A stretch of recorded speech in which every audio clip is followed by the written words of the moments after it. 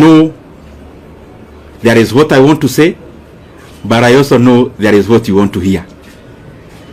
And that is the nature of the work we do, and that is the nature of your work. If you allow me today, I called you in this particular office because you have come here before, most of you, in terms of coverage of budget making process. And I called you specifically here because that is actually the agenda. The agenda is that there have been changes,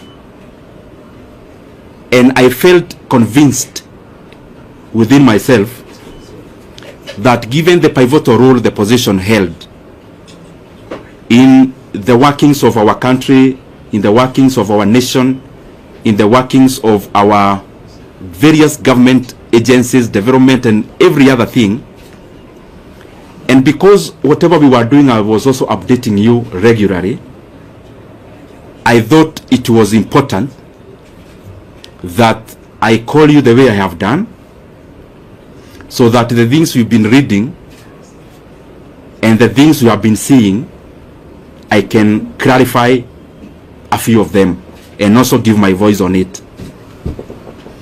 And therefore, without wanting to be diplomatic, I also know that is what you came for, because you knew if it was about politics, I would have called you somewhere else. And therefore, I'll only talk about that matter. And I also know that there are expectations of people on what we should say, when, and how. I get messages every day on what I should do and how I should do it.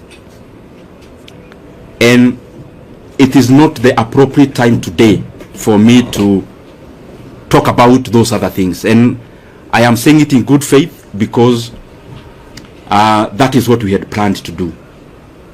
And I have only clarified because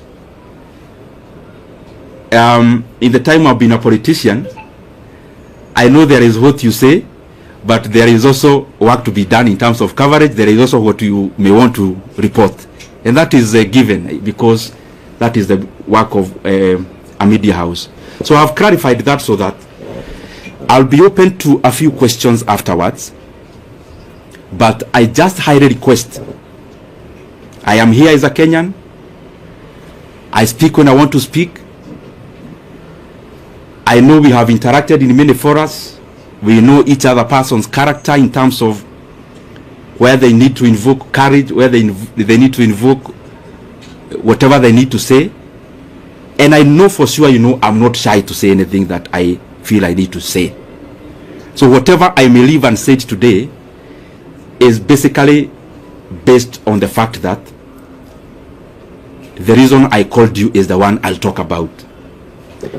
And as I start, I first of all want to be very grateful. Myself personally, for the chance I have had to serve the Kenyan people in the position of the chairman of the Budget and Appropriations Committee in the National Assembly. As you know and you have interacted, that has been my designation.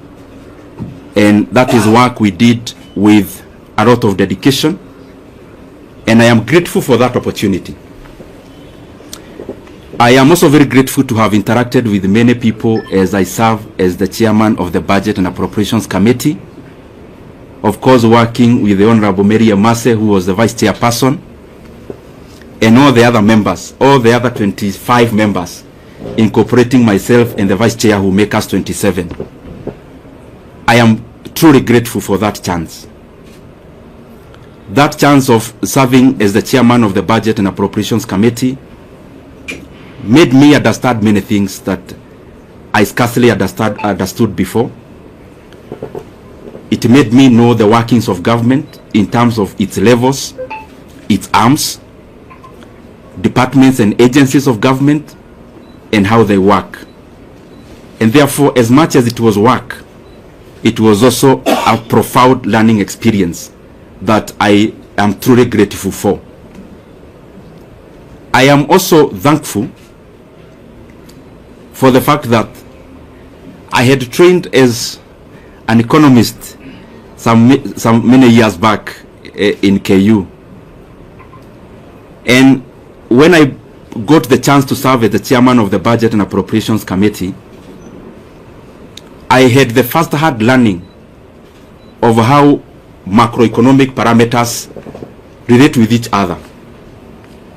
I was able to first-hand experience the things I was learning, and therefore it was also a continuation of a learning experience, and especially in regards to many macroeconomic factors, how inflation is affected by interest rates, how interest rates affect private enterprise, and many other economic parameters that we hear, but they are also far-reaching in terms of how we live, and they are also far-reaching in terms of what our country becomes.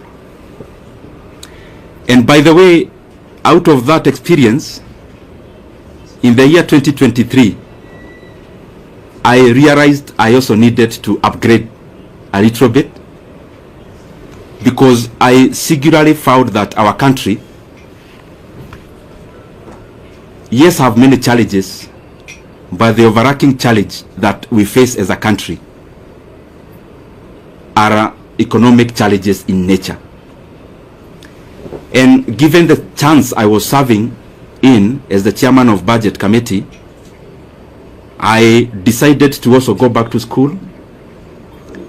I actually started pursuing 2 master's degrees together. One in KU, Master of Economics in Public Policy, and the other one in the University of Nairobi, that is Masters of Arts in Economics. And I've been pursuing those from 2023, attending class physically where I needed to attend physically, and those who offer online also attending class online, and by the way, as a student, not as an MP. And I decided to do that because I also wanted to deepen my knowledge in the economic platform. And the more the reason, I made it my duty to listen in terms of attendance, and also to participate in any other participatory issues that I needed to do as a student. And gratefully, I am actually done with coursework. I am now doing the projects, both of them together, and by the grace of God, I may graduate this year. I am not talking about myself when I talk about going back to school. It is basically because the motivation of pursuing those 2 actually came out of quest to know better, so that the decision I continued to make are optimal, objective, and especially based on things that then would make our country move forward, especially given the pivotal position which I was serving in. And if you look at this table around here, these 2 shelves is actually classwork. All this you see around here, these are issues around classwork. And I was doing it again, and I'm repeating, because I thought and I still believe even now that it is important that even as we serve in our specific capacities, that we continue to also develop ourselves, to sharpen ourselves, so that we can be making more efficient decisions as leaders. So in a nutshell, I have been very, very, I should be very grateful, and I have been very honored by the Kenyan people to have served in that capacity, and especially when our country really needed us to do what we needed to do. Just as snapshot of so that you understand where I'm coming from. This position is very involving, and I am sure many of you have covered us before. Sometimes sleeping in this office, leaving here very early in the morning, not just myself, also the members of the members who were serving with. But it was also an experience also to learn and know Kenya. There are things we used to do called public participation, where we would choose. We started with 12, we ended up with 20 counties every year, where we would allocate some retro money, actually 100 million per county, and we would then go there to ask Kenyans what they would prefer that we prioritize.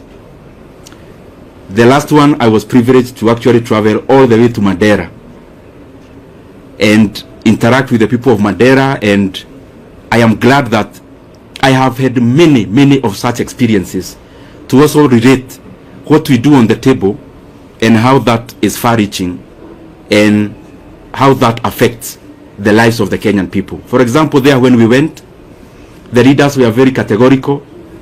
There was a teachers, a TTC, Teachers Training College, and a KMTC, which they told us the entire 100 million to give to those two, because when we go all out to do those things, we specifically look at the impact of how those projects would work, and also by giving preference to what the leadership and the people themselves request us to, or were requesting us to do. Having said that, also for perspective's sake, and allow me to say it because it is how it is. At some point we got too busy, because you remember when you are here in the chairman of budget, you also have to go all out there and talk about the projects you are doing, but also but also on the other side, you are also doing work with CDF. You have colleagues whom you are interacting with as you work around CDF, and therefore at some point I also got too busy, as you could remember. Anyone launching a Masomobora in their place, I would go, and those kind of things. And what I'm trying to say is that at some point I got too busy, and my brothers and sisters, I'm telling you these things not more as a politician but also as a human being.